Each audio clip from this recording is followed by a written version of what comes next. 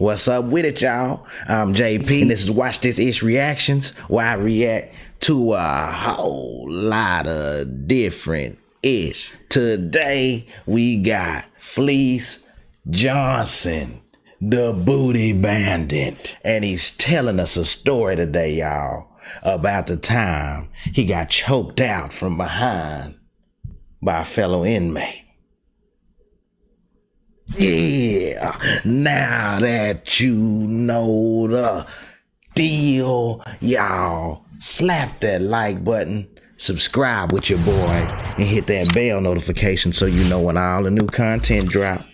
With all that being said, let's go. So even at 16, you were kind of toying with the idea of turning your life around? No. That's just what they said? I didn't have no thoughts. I didn't know how to. At that time, I was like borderline illiterate. I ain't been in the school system in about 6 years.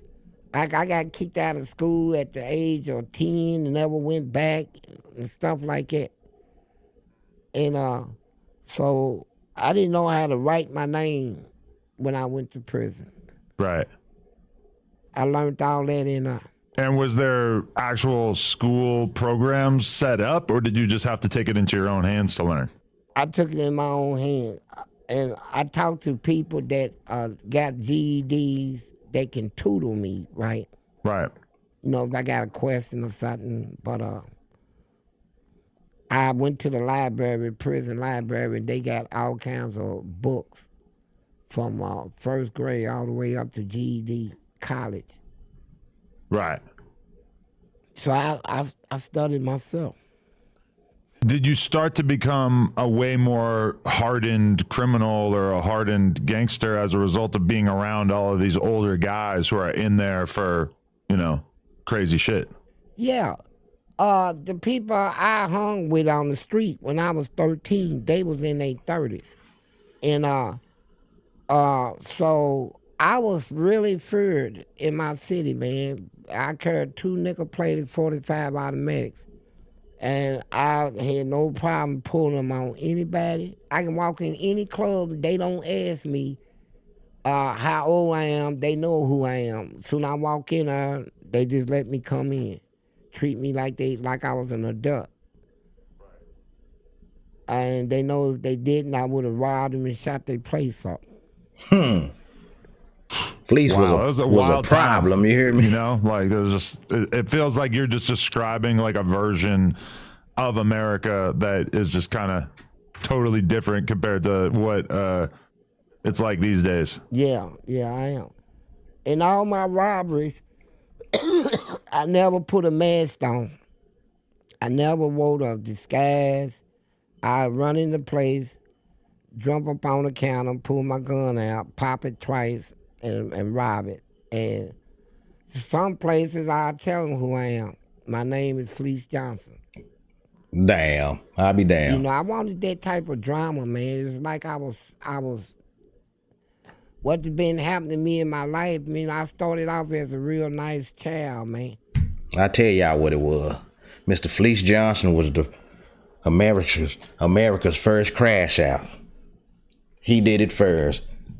Fleece Johnson invented crashing out. He damn sure did. You heard him. He said that that's what happened. Hey, man, y'all hit that like button. Subscribe with your boy. Let's go.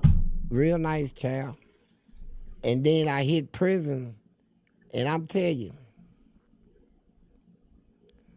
that was other than anything I ever went through in my life. And I never experienced fear, terror, real torture until I hit the penitentiary. Really? And what was your first experience with that like? Like, when did you really start to realize how brutal this environment was? Well, I started realizing that when I took a shower. I was in LaGrange prison, and I took a shower, and this big dude named Reggie, I'm talking about, man, he had a big chest, just muscle up, you know.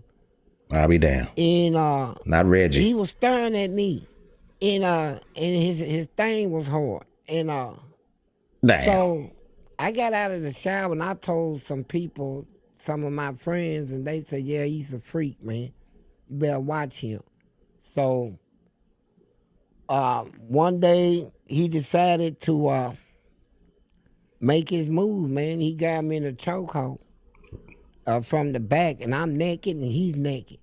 I'll be And down. he's trying to pull me in back of and I'm kicking my legs out, and he's trying to pull me in back of this wall where he can finish me up, and I'm trying to get a sound out where I can alert somebody. Man, I need help, man. And you're what, 16? Man, yeah. And just so happened, one of my friends walked in there and hollered at everybody, he's getting attacked. So all the dudes running there, so we jumped him. We got him on the ground, and I put some boots on, and I said, go get me some boots, man. And dude brought me some boots. I tied him up, and I put some underwears on, and while he was on the ground, I stomped him so bad, and here's what didn't nobody see. It was duty all over the floor. But they didn't know that came from me. The pee and the duty, that man, he choked me till I duty, man. I shit it. He choked the ish out of. I didn't want them to know it came from me, so after I stomped him Hell so bad, no. I put it out that I stomped him till he shit it. But the shit came from me, man. That was my first terrifying experience, and I was saved by the bell on that encounter. That encounter saved me by the bell. There you go, right there, youngsters. You know, Fleece went in there in the 70s and the 80s, and the booty bandits and all that stuff was heavy back then. But hey, man, I'm sure they still out there. You know, it's questionable stuff going on behind the wall. You do not want to get put in a situation like Fleece where you're about to get greased and pleased. And, you know, after the fact here, Fleece got away from the greasing and pleasing. He started greasing and pleasing other folk. So you just don't want to be, you know, in this kind of environment. Y'all stay positive, do the right thing, stay from behind the wall, don't go to the tank because it ain't what you think. Hey man, hit that like button, subscribe with y'all, boy. Let's go. But I got to fighting, you know, I got this angle stuff in me. So they gonna send me to the worstest prison in the state of Kentucky called Eddyville. Now, that's where they got the electric chair and people locked up for killing their whole family and stuff. So I went down there and had some real terrifying experiences down there.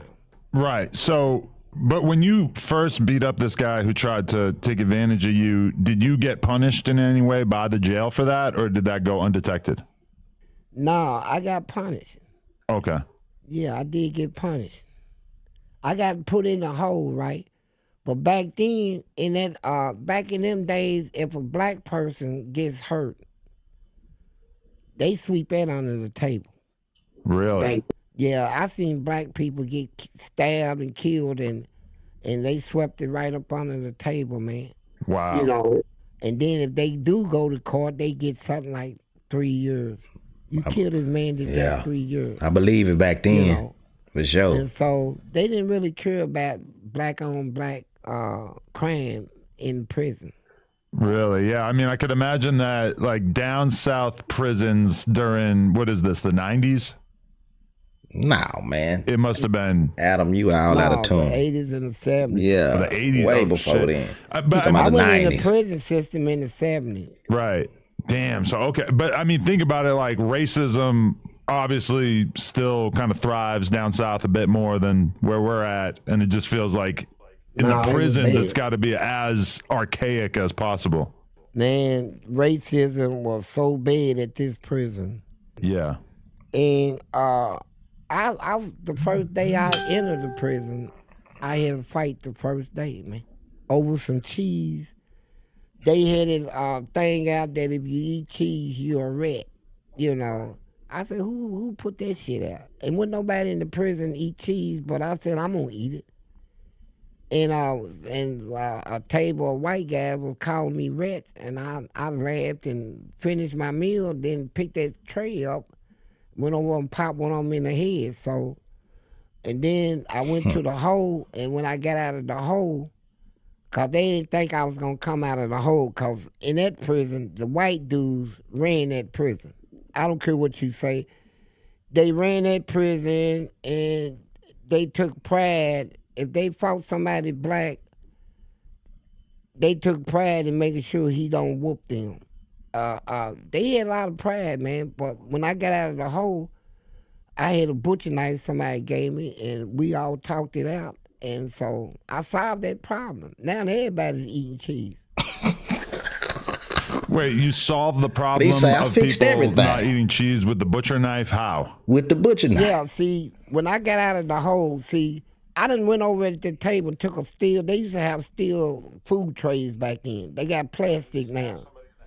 Yeah, the ones that was calling me a rat and all that for eating cheese. So it was like 4 of them sitting at the table. So I'm fighting all of them. So when they locked us up, they was making threats. We're going to kill that nigga. We're going to kill him. We're going to contact so-and-so in the hole. We're going to have him burnt to death, all this stuff. And so I get out of the hole. I said, yeah, I'll go to the back to the yard. And this old black man said, he said, I don't know who you are, but I admire what you did. He said, I'm too old to fight. He said, but you gonna need this. Gave me a butcher knife. And when I seen them coming, I said, here it goes, man. I know I'm gonna die today, but I'm take somebody with me. So I was walking towards him, then I just say, fuck it, and just broke out in a run and was running at him. And I pulled the knife out. I said, I'm just gonna run and just throw a slicing, right? There you go. Fleece Johnson is the king of the crash out. This boy crashed out when he was young, crashed out when he was old. He the king of the crash out. Let's get it, y'all. Let's go. But they scattered, and they was like, hey, man, we didn't come to fight, man. Look at we didn't that. come, man. We want to talk, man. We don't know who put that out, man. They don't but I want been no eating cheese parts. all my life, and I ain't no rat and all that, Or the man. king of the crash out. The guard seen you with that knife, so I passed the knife off to somebody else. They came and shook me down, didn't find it. You know, now everybody's eating cheese now, so. I mean, I'm used to people describing prison as usually the blacks and the Mexicans have more power than the white guys. Usually the white guys, people describe them as being kind of like meth heads and just junkies and weird. Man, that's a lie. Them white guys in that prison, they were openly referring to black people as monkeys and niggers. And they would talk it out in the open, and they would dare you to say something about it. They had all the weapons, and like they let them work in the engineering department where they can use a grinder. They was making swords, and they'd come out with a blanket, turn a whole big armful of weapons, and then all the blacks will see it, and they scared to death because they ain't got nothing but toothbrushes. And them white guys, they ran that prison. But they ain't never seen nothing like me when I came in there. And they had a land where blacks King of the this crash land, out. whites eating this land. Fleece, baby. So when I got in the black land, I said, there ain't that many people in this white land. So I went over. They said, man, don't do that. I said, man, you. I got in the land. Yeah, I did. And I got in the... I broke through the color line. That's exactly Listen what to I this did. fool like And Rosa blacks Parks. used to eat in the back Hell of the no, kitchen. like They no eat in damn the Rosa middle and in the Parks. What you front. trying to say, I punk? set a tray down in the middle. Guy said, that's reserved. I said, yeah, for me. And I broke through all that. There y'all have it. Fleece Johnson goes down through there telling you about the prison story when the naked man came from behind and tried to get his grind. If you feel what I'm saying. Y'all seen it. Y'all heard it. It is what it is. Hey, man, y'all stay down with your boy so you can watch this ish.